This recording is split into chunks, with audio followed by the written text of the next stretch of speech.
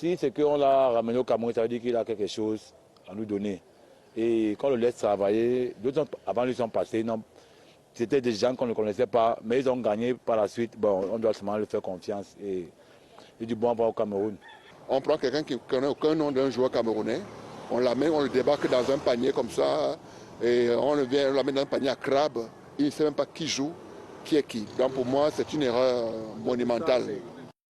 Merci beaucoup. Merci à nos grandes bouches de Douala pour ces avis à bien trancher. C'est toujours un plaisir d'aller chez vous au Cameroun, de donner la parole aux gens, parce qu'on parle vrai au Cameroun.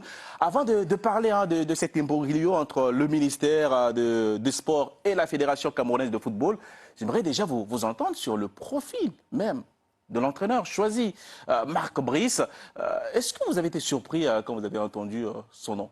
Plus que surpris, c'est-à-dire que je n'avais jamais entendu son nom avant qu'il vienne au Cameroun. Après, j'ai tendance à dire qu'il faut toujours laisser la chance au produit. Ouais. C'est-à-dire ça, vous l'avez fait pour n'importe qui. J'ai fait pour tous les entraîneurs. C'est un cas de principe. Je ne sais pas trop ce qu'il vaut, mais je peux vous dire que le Cameroun n'a pas les moyens financiers d'aller chercher des entraîneurs dont on parlait auparavant, à moins qu'ils fassent de gros sacrifices financiers. Mais il y avait moyen. Déjà, quelqu'un comme Webo pouvait postuler à ce poste-là. Je pense qu'il en avait les capacités. Et entre M. Brice, qui est un illustre inconnu aujourd'hui, ça ne veut pas dire qu'il ne peut pas réussir, et Mourinho, il y avait quand même de la marge pour aller chercher d'autres entraîneurs qui connaissaient peut-être un peu plus la foot. Ils y ont cru, les Camerounais, à Mourinho? Parce que c'est vrai qu'à un moment donné, on a parlé de Mourinho, on a parlé de Comboiré. Mais là, on se retrouve quand même avec un entraîneur. Brice, on va voir sa fiche. Là, on a vu les images de ce technicien. Il a entraîné pendant quasiment, depuis 98 qu'il est entraîneur. Il n'a gagné aucun titre. Il n'a entraîné aucun grand club. Il a fait 2 saisons en Arabie Saoudite. C'est des clubs, pas du haut du panier. Et puis, il a fait 16 saisons en Belgique, 2 saisons aux Pays-Bas. Il a entraîné à Eindhoven, pas le PSV, mais le FC. Oui, c'est à côté.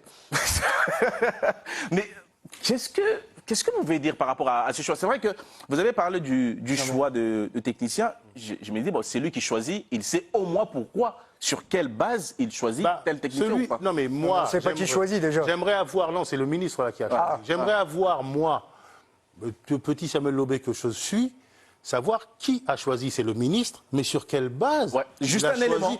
Juste un élément, sur quelle base il a pu choisir ce technicien. Non, mais ça en dit... Et quelle direction on veut prendre. Ça en dit déjà long, malheureusement, du déclassement du Cameroun, l'attractivité qui est en baisse. Le ministre, il a dû recevoir des CV. S'il a choisi ce CV-là, c'est que les autres CV, ça ne devait pas faire rêver non plus. Ou alors, c'était à des tarifs incroyables. Ah oui, non, il faut se détromper. Il y avait des CV d'entraîneurs intéressants, mais les tarifs étaient trop importants. On aimerait bien connaître les noms. Le label Cameroun... Oui. Bon, après, j'ai quand même un peu des doutes, mais ça, c'est mon opinion personnelle. Après, on peut toujours me faire croire que... Donc vous êtes d'avis avec notre grande bouche qui a dit... Les meilleurs entraîneurs sont pour le moment. Moi, j'y crois pas aux meilleurs entraîneurs pour le Cameroun en ce moment. Pourquoi? Parce que quand tu es entraîneur, mais tu n'as pas envie d'entraîner le Cameroun, c'est un bourbier. C'est-à-dire que même si tu as un CV, Tony Conceição par exemple, quand il arrive, il n'a pas non plus un CV incroyable, mais il arrive dans un climat à ce moment-là plus ou moins apaisé. Mais là, vous savez que c'est la guerre ouverte entre le ministère et Samuel Eto'o. Moi, quand j'entends parler de Samuel Eto'o, mais Samuel Eto'o, c'est pas Brice qui l'aurait choisi. Je pense que même lui ne savait pas qui c'était. Je suis persuadé, il faudra lui demander si un jour vous le croisez, s'il connaissait cet entraîneur. Et si, en tant que président de la Fédération camerounaise de football, il s'imaginait un jour prendre cet entraîneur. Mais moi, je n'ai pas envie de tirer sur cet entraîneur. Parce que lui, finalement, il vient, il va essayer de faire son job. C'est peut-être un bon entraîneur. C'est pas parce que t'as pas gagné que tu es un mauvais entraîneur, parce qu'il y a des entraîneurs des fois qui ont des gros effectifs, des effectifs moyens. Hugo Bross qui a gagné avec le Cameroun en 2017. Il n'avait pas non plus un CV ronflant. Je vais l'épargner, mais moi franchement, qui me fait tomber des nues, c'est ce climat de règlement de compte. On y va. Parce que là, il vient pas tout seul. Il vient avec un staff avec lequel Samuel Eto'o est en défiance. On dirait un règlement de compte de cours de récré.